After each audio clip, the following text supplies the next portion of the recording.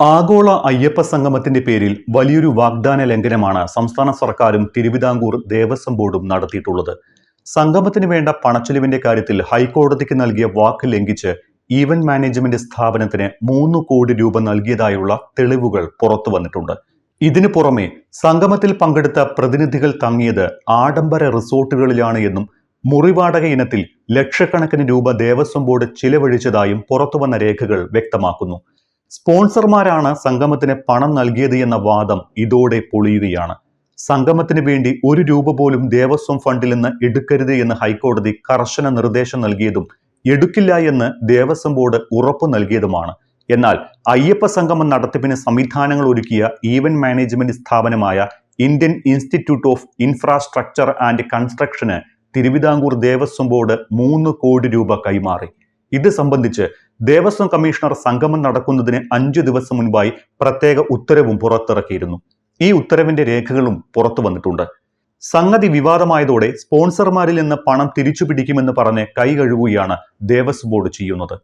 പമ്പയിലാണ് അയ്യപ്പ സംഗമം നടന്നത് എങ്കിലും അതിൽ പങ്കെടുത്ത പ്രതിനിധികളെ താമസിപ്പിക്കുന്നതിനായി തെരഞ്ഞെടുത്തത് കുമരകത്തെ ഹോട്ടലുകളും റിസോർട്ടുകളുമാണ്. താമസ സൗകര്യത്തിനായി ലക്ഷങ്ങളാണ് അഡ്വാൻസ് തുകയായി ദേവസ്വം ഫണ്ടിൽ നിന്ന് നൽകിയത്. പമ്പയിൽ സംഗമം നടക്കുകയും കുമരകത്ത് വലിയ തുക ചെലവഴിച്ച് താമസമൊരുക്കുകയും ചെയ്തതിൽ വലിയ ധൂർത്ത് നടന്നിട്ടുണ്ട് എന്നാണ് ആരോപണം. പ്രധാനമായും 4 റിസോർട്ടുകളിലാണ് താമസ സൗകര്യം ഒരുക്കിയത്. കുമരകം ഗോകുലം ഗ്രാൻഡ് റിസോർട്ടിന് 8,31,600 രൂപയും താജ് കുമരകം റിസോർട്ടിന് 3,39,840 രൂപയും പാർക്ക് റിസോർട്ടിന് 80,000 രൂപയും KTDC ഗേറ്റ്വേ റിസോർട്ടിന് 25,000 രൂപയും അഡ്വാൻസായി അനുവദിച്ചിരുന്നു. ഈ തുകകൾ അഡ്വാൻസ് മാത്രമാണ് എന്നും ബാക്കിയുണ്ടെങ്കിൽ അത് അക്കൗണ്ടിൽ നിന്ന് പേ ചെയ്യുമെന്നും ഉത്തരവിൽ ദേവസ്വം കമ്മീഷണർ വ്യക്തമാക്കിയിട്ടുണ്ട്. അതേസമയം MOU പ്രകാരം സംഗമത്തിന്റെ നടത്തിപ്പ് ചുമതല ഈവന്റ് മാനേജ്മെന്റ് കമ്പനിയായ Indian institute of infrastructure and construction എന്ന സ്ഥാപനത്തിനായിരുന്നു. ഇവരുടെ സേവനത്തിന് ആകെ നൽകേണ്ട തുക 8.2 കോടി രൂപയാണ്. ഇതിലേക്കാണ് 3 കോടി രൂപ കൈമാറുന്നത് എന്നും ഉത്തരവിലുണ്ട്.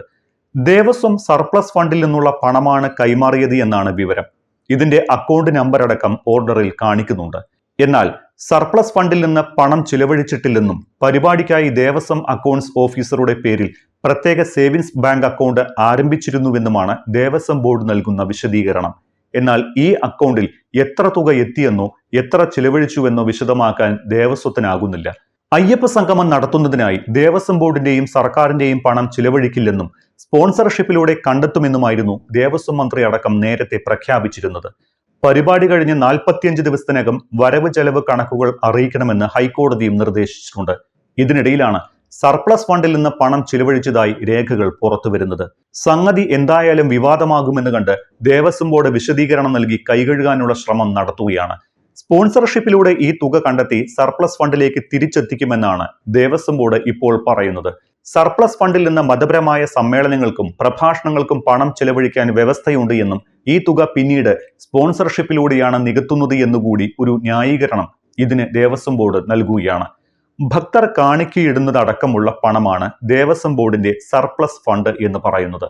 ഇവ ഒരു തരത്തിലും ഇത്തരം ആവശ്യങ്ങൾക്ക് വിനിയോഗിക്കാൻ പാടില്ല എന്നും ഹൈക്കോടതിയുടെ അനുമതിയോടെ മാത്രമേ ദേവസ്വം കമ്മീഷണറുടെ സർപ്ലസ് ഫണ്ട് അനുവദിക്കാൻ കഴിയുകയുള്ളൂവെന്നും ചട്ടമുണ്ട്.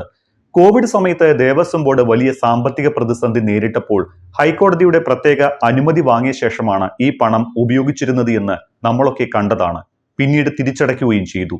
ദേവസ്വം ബോർഡിന്റെ ആസ്തി വികസിപ്പിക്കാനോ കെട്ടിടം പണിയാനോ ഒക്കെയാണ് സർപ്ലസ് ഫണ്ട് ചെലവഴിക്കേണ്ടത് എന്നാണ് ചട്ടം. അതിനിടെ ശബരിമലയിലെ സ്വർണ്ണപ്പാളി കാണാതായ വിഷയത്തിൽ വിവാദ സ്പോൺസർ ഉണ്ണികൃഷ്ണൻ പോറ്റിയിൽ നിന്ന് ദേവസ്വം വിജിലൻസ് ഇന്നലെ മൊഴി രേഖപ്പെടുത്തിയിരുന്നു. തന്റെ കൈവശം ലഭിച്ചത് ചെമ്പ് തകിടാണ് എന്നും സ്വർണ്ണപ്പാളി ലഭിച്ചിട്ടില്ല എന്നും ചോദ്യം ചെയ്യലിൽ പോറ്റി ആവർത്തിക്കുകയാണ് ഉണ്ടായത്. 4 മണിക്കൂറോളം പോറ്റിയെ ചോദ്യം ചെയ്തതിൽ പോറ്റിയുടെ മൊഴിയിൽ ചില അവ്യക്തതകൾ ഉണ്ട് എന്ന് വിജിലൻസ് പറയുന്നു. അതുകൊണ്ട് പോറ്റിയുടെ മൊഴി വീണ്ടും രേഖപ്പെടുത്താൻ തീരുമാനിച്ചിട്ടുണ്ട്.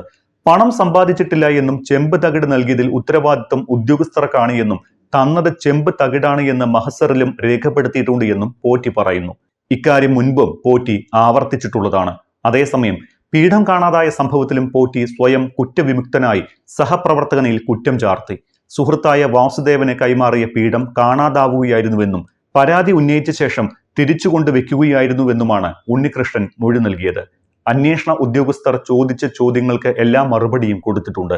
അതിനു മുകളിൽ ഇനി കോടതി ആവശ്യപ്പെടുന്ന രേഖകൾ എന്തെങ്കിലും ഉണ്ടെങ്കിൽ തന്റെ കയ്യിൽ ഉള്ളതെല്ലാം സമർപ്പിക്കുമെന്നും പോറ്റി മാധ്യമങ്ങളോട് പറഞ്ഞു. അന്വേഷണത്തോട് പൂർണ്ണമായും സഹകരിക്കുമെന്നും ഇനി ഇതേക്കുറിച്ചുള്ള ആക്ഷേപങ്ങളെക്കുറിച്ചോ മറ്റു കാര്യങ്ങളെക്കുറിച്ചോ മീഡിയയിലൂടെ പ്രതികരിക്കാൻ തനിക്ക് കഴിയില്ല എന്നുകൂടി പോറ്റി വ്യക്തമാക്കിയിട്ടുണ്ട്.